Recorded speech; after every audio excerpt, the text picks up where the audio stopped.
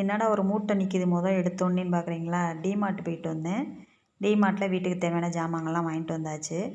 நாட்டு சக்கரையில் brown sugar அதுவும் 2 packet வாங்கிட்டு வந்திருக்கேன். சமையல் தேங்காய் எண்ணெய், மிஸ்டர் கோல்டு. நைட்டு போனது என்னமோ 8:30 மணிக்கு மேலே தான் வந்து கூட்டிகிட்டு போனாங்க.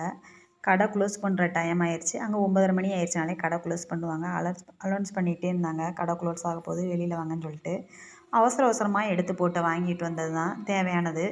எது இருக்குது எது இல்லாததுன்னு கூட பார்க்க நேரம்லாம் அவசரமாக இருக்கிறத எடுத்து போட்டு வந்துட்டு எல்லாம் சில பொருட்கள்லாம் பை ஒன் கெட் ஒன்று போட்டிருந்தாங்க. அந்த அப்பளம் பை ஒன் கெட் ஒன்று தான், பத்தி பாக்கெட்டு பை ஒன் கெட் ஒன்று தான், குலோப் ஜாமுனும் பை ஒன் கெட் ஒன்று தான். ஆனால் தேவையான அளவுக்கு எல்லாத்துலேயும் ஒவ்வொரு பாக்கெட் மட்டும்தான் எடுத்தேன். எதுக்கு பை ஒன் கெட் ஒன்றில் 2 பாக்கெட் எடுத்தால் அதுக்கு வேஸ்ட்டு எனக்கு. அதனால் ஒன்று போதும்னு அதை மட்டும் எடுத்துக்கிட்டேன். இந்த பன்னு வந்து ரொம்ப டேஸ்ட்டாக நல்லா இருக்குங்க. எப்போ போனாலும் இந்த பன்னு மட்டும் 2 பன்னு வாங்கிட்டு வந்துடுவேன். உள்ளுக்குள்ளே தேங்காய் பூ போட்டு நிறைய தேங்காய் பூ இருக்கும். அந்தளவுக்கு நல்லா ஏலக்காய் ஸ்மெல்லோட டேஸ்ட்டாக இருக்கும் சாப்பிட்றதுக்கு. சாம்பிராணி box buy one get one போட்டிருந்தாங்க, அதனால 2 பாக்ஸ் எடுத்துட்டேன். பூஜை உள்ள பொருட்கள் வந்து பை ஒன் கெட் ஒன் போட்டிருந்தா அதெல்லாம் 2 எடுத்துருவேன். பூஜை அறைக்குள்ளே போனோடனே தெய்வீக வாசனையோட கமகமன்னு இருக்கணும் எனக்கு பொறுத்தளவுக்கு, அந்த மாதிரி. அதனால் பத்தி வந்து வேறு ஃப்ளேவராக இருந்தாலும் பரவாயில்லன்னு ஒவ்வொரு ஃப்ளேவரில் நான் எடுத்து வச்சுருவேன். காய்கறியுமே லேட்டாக அந்த காய்கறி சுத்தமாக வீட்டில் முடிஞ்சிருச்சு. சூப்பர் மார்க்கெட்டில் தான் காய்கறி வாங்கினேன்.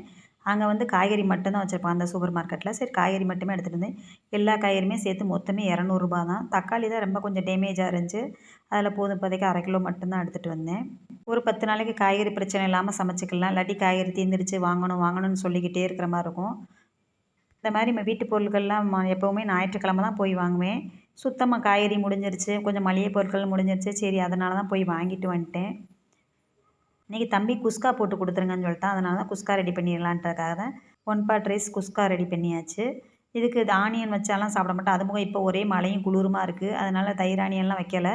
உருளைக்கிழங்கு பொரியல் வச்சா நல்லா தான் இருக்கும். அந்த கிழங்கு வந்து ரொம்ப பொடிசாக மெல்லிசாக நறுக்கிக்கிட்டு உட்காந்துருக்கணும். இப்போ எனக்கு அதுக்கெல்லாம் நேரம் இல்லைன்றதுனால தான் ஆனியன் வடை போட்டோன்னு அதை மீதி மாவை வந்து அப்படியே ஃப்ரிட்ஜில் எடுத்து வச்சுருக்கேன். அதை தான் ஒரு 2 வடை போட்டு கொடுத்துட போகிறேன்.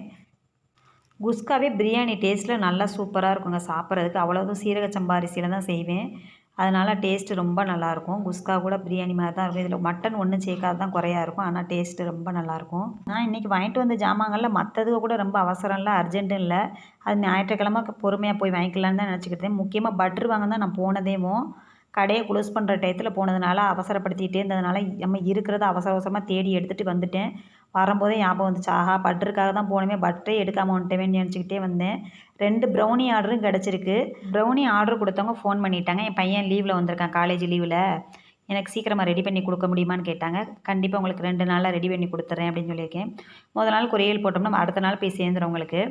ஒரு ஆர்டர் என் வீட்டு பக்கத்துலேயே இருக்கவங்க தான், நீங்கள் ரெடி பண்ணி கொடுங்கக்கா, நாளைக்கு எனக்கு ஃப்ரைடே எனக்கு ப்ரௌனி வேணும், என் ஃப்ரெண்ட்ஸுகளுக்கெல்லாம் போய் ஆஃபீஸில் கொடுக்கணும், கொடுத்து ஷேர் பண்ணி சாப்பிட்டுட்டு டேஸ்ட் எப்படி இருக்குன்னு நான் சொல்கிறேன் அப்படின்னாங்க. அவங்க 1/4 கிலோ அளவு தான் கேட்டிருக்காங்க. அவங்களுக்கு ரெடி பண்ணி கண்டிப்பாக காலையில் 2 பேர்த்துக்கு ரெடி பண்ணி கொரியர் போடணும்.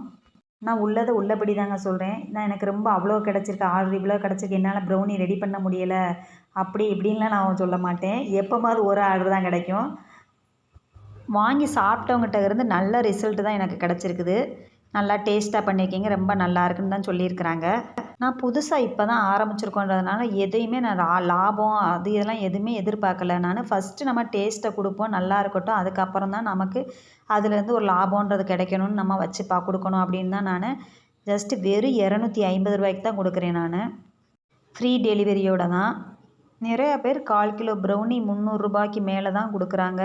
சில பேர் டெலிவரி சார்ஜோடு கொடுக்குறாங்க. அப்படியெல்லாம் இல்லை, ப்ரௌனிங்கிறது எல்லாருமே சாப்பிடணும்.